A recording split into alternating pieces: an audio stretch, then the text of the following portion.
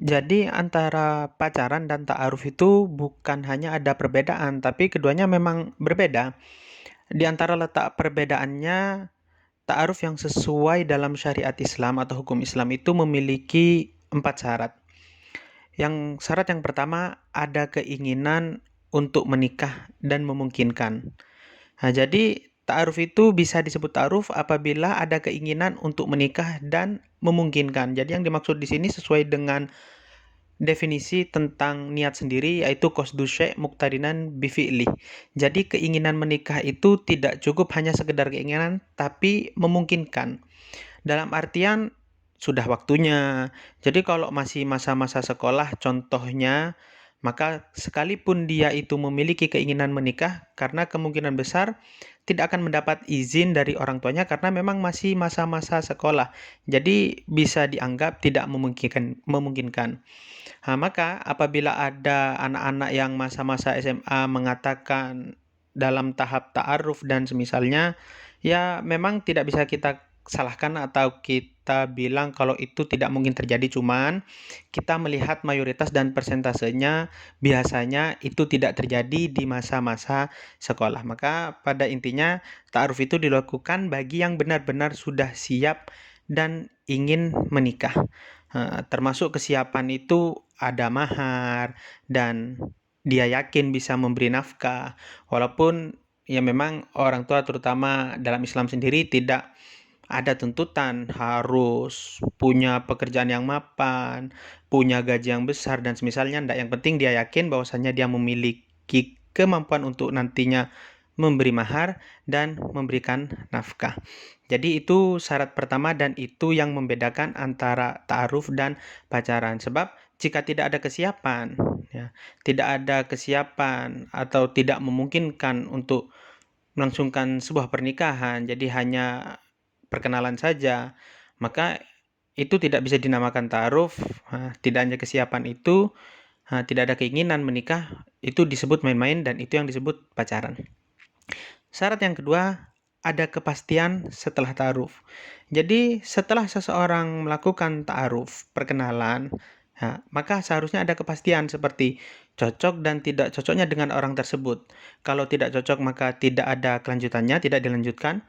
Kalau cocok maka segera menetapkan kapan tanggal lamaran, pernikahannya, dan semisalnya. Jika tidak ada kepastian seperti yang telah contohkan, maka ya disebut pacaran.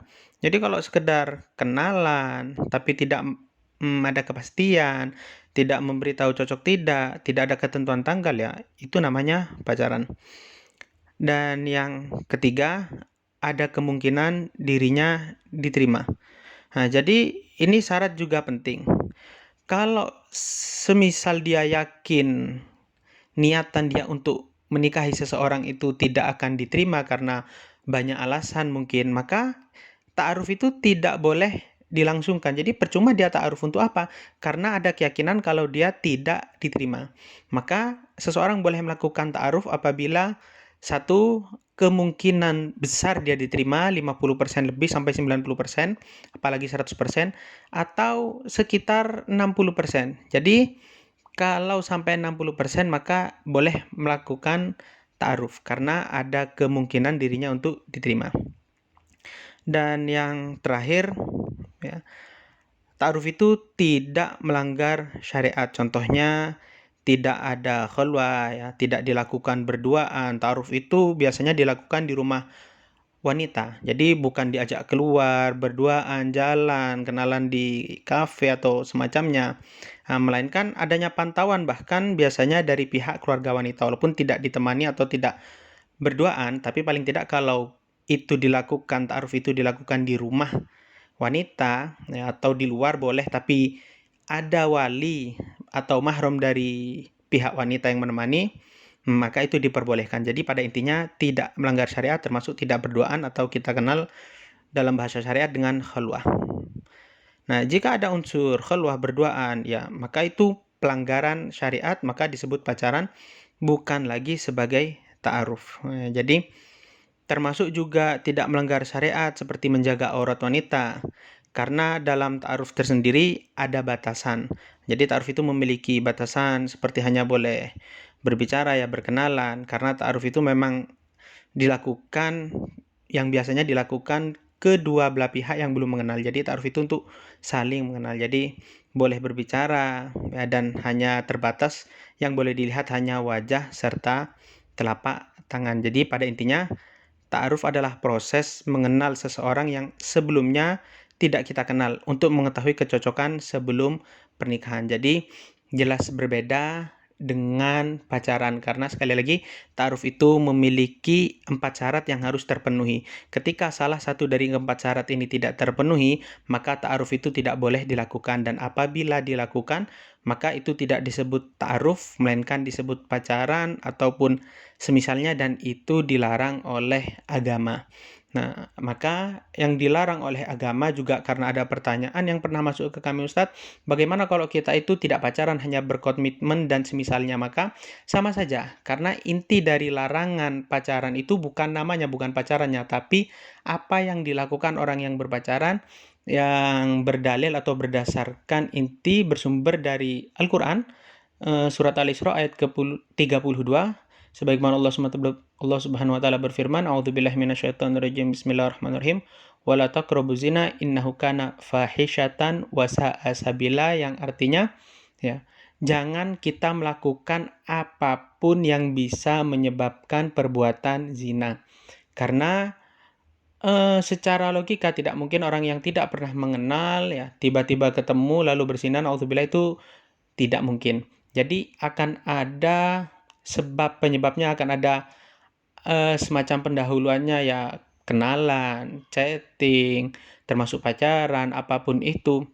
Maka semua yang bisa menyebabkan perbuatan zina dilarang. Dan larangan ini termasuk dosa besar karena ancamannya di ayat di Al-Quran jelas, di hadis-hadis juga jelas. Bahkan di antara hadis, ya, yang jelas itu Rasulullah pernah bersabda, ya, beliau bersabda, Rasulullah SAW, kata beliau, la ayyuat ana fi ra'si ahadikum khairun lahu mi ayyamussa imra'atan la tahillalah. Yang artinya, lebih baik seseorang itu ditusuk kepalanya dengan besi yang sangat panas daripada harus menyentuh seseorang yang bukan mahramnya. Yang artinya, kalau sampai kita menyentuh, ya, seseorang yang bukan mahramnya, maka bentuk atau ini gambaran bentuk yang siksa yang akan didapatnya adalah kelak di akhirat dia akan ditusuk dengan besi yang sangat panas di kepalanya. Dan menyentuh di sini ada juga yang bertanya kadang, apakah kalau bersentuhannya tidak langsung terkena kulit seperti memegang pakaiannya, lengan bajunya, pakai kaos tangan, maka sama saja. Karena sekali lagi, ya, yang dilarang oleh Allah itu dalam surat Al-Isra ayat ke-32, la taqrabu, apapun bentuk dari perbuatan yang mendekati zina, ya, walaupun namanya bukan pacaran, sekedar teman, komitmen, atau apapun itu dilarang. Jadi yang diperbolehkan dalam syariat Islam hanya ta'aruf. Adanya yang pertama, ya, ta'aruf itu meliputi 4 hal. Syaratnya adanya keinginan untuk menikah dan memungkinkan. Yang kedua, ada kepastian setelah ta'aruf.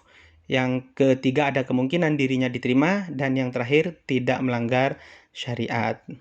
Nah, itu yang bisa saya sampaikan. Semoga bermanfaat, bisa difahami. Assalamualaikum warahmatullahi wabarakatuh.